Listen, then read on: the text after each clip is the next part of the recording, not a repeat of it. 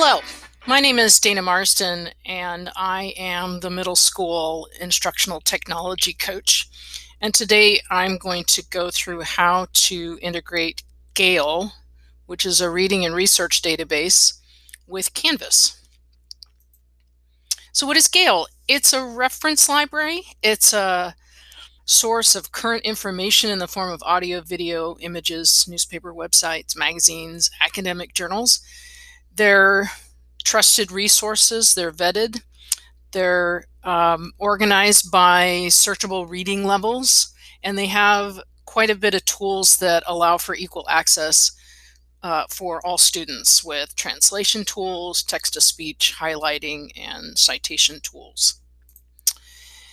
The Gale resources that you have available that have been purchased by the district are the virtual library, the U.S. History in Context, World History in Context, and Science in Context, and then Opposing Viewpoints in Context.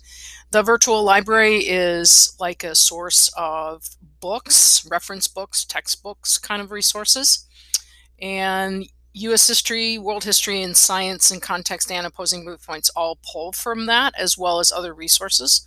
And then Opposing Viewpoints is set up to compare topics that have opposing sides, and they will pull in equivalent pro and con types of sources for students and teachers who want their students to do those kind of things. So why use Gale? Well, if you are looking for assigning reading tasks that students can use online during our away from school or hybrid learning, or even when you're face-to-face. This is a good tool that we've had for quite a while and available to you with integrations through Canvas. There are embedded tools that support all readers, such as language translations and text-to-speech. There are options to select and search for articles you want your students to read based on perhaps their reading level. So that's it's a 5-point scale level. It also, some articles, if they have this right here, allow you to switch between the same article, will switch between different lexile levels. So if you needed to support your lower level readers, or if you had advanced students who needed to read these articles at that level, then you have some options there as well. There also is the ability to, within an article, to have words defined within the article. Now this part right here is all definitions, but if I didn't know what one of these words meant, like infectious, I could highlight that and then click define, and up pulls this dictionary to support students. And it also supports students in taking notes, or at least highlighting texts, and gathering information within and across articles. So here's an image of a highlight taken in yellow. Here's one in green, and the student can select what color to highlight it in. They can actually add notes too.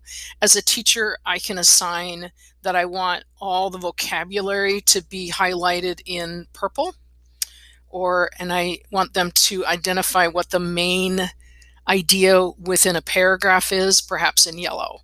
And so I can guide what colors they're going to use during their reading as well. And teacher-driven or independent student research can be done through using Gale. So how do you integrate Gale with Canvas? You have a couple ways depending on what your goals are. So one way is to add the reference library straight to your navigation toolbar.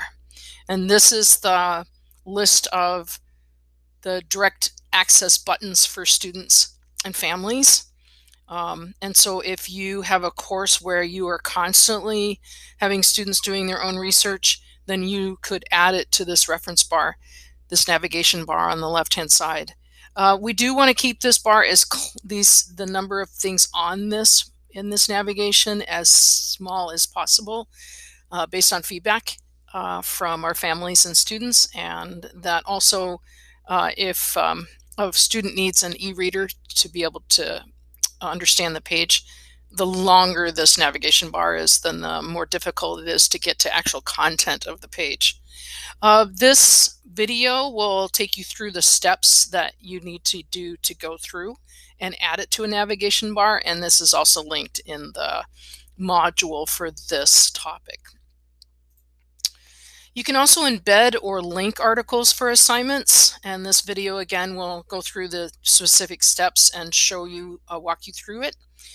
But if you can link it so that when the students click on that link, it will take them straight to the Gale page, and then they have the opportunity to go to utilize the Gale resource even deeper, or you can embed the article so that when you're looking at the Canvas assignment, the article is already there. This also works. You can embed and link these articles into quizzes as well through Canvas.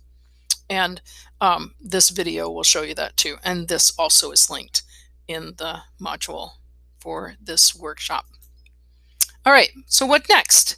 Well, I've given you a really quick and brief overview of Gale, what it is, what it can do for you, and how to access this through Canvas. So I would recommend that you kind of try it for yourself. So try adding a Gale resource to your navigation list. Use the video and the steps provided that will get you through that process. And then if you're going to leave it there, fine. If you're not, you can remove it back. You can take it off so it's not visible to families yet.